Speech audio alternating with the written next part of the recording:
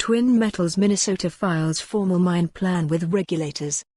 St. Paul, Minnesota, AP. Twin Metals Minnesota formally submitted a plan to regulators Wednesday for an underground copper-nickel mine near Ely in northeastern Minnesota, a project that has drawn fierce opposition because it would sit just upstream from the Boundary Waters Canoe area wilderness.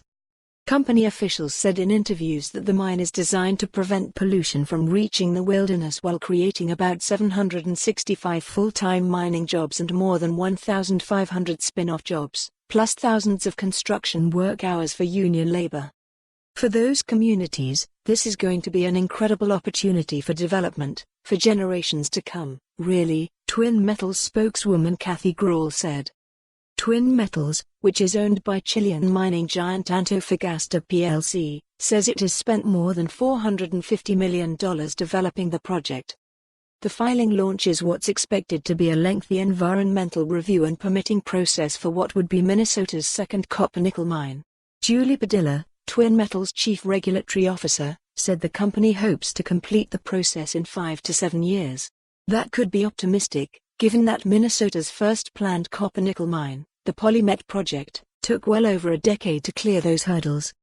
Emotions have run high because of the proximity of the proposed Twin Metals mine to the Boundary Waters, the country's most visited federally designated wilderness area. The area spans more than 1 million acres and has more than 1,000 lakes. President Barack Obama's administration tried to kill Twin Metals by refusing to renew the company's mineral rights leases, saying the threat of acid mine drainage was an unacceptable risk to the wilderness. But President Donald Trump's administration resurrected the project by granting those leases and canceling a study that could have led to a ban on mining in the area. Opponents are challenging that in federal court, with a hearing set for Friday in Washington. Twin Metals opponents called on Democratic Governor Tim Valls to block even the opening of the environmental review process. Once it gets going, they said, it will be difficult for the state to stop the project.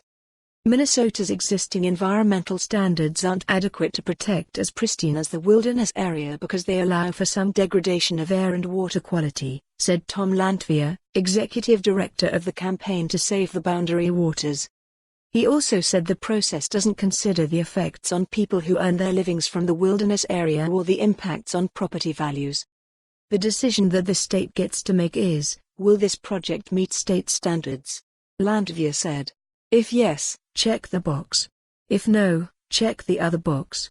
There's nothing in there that says, okay, you know, at the end of T. For more on this story, visit the news article link.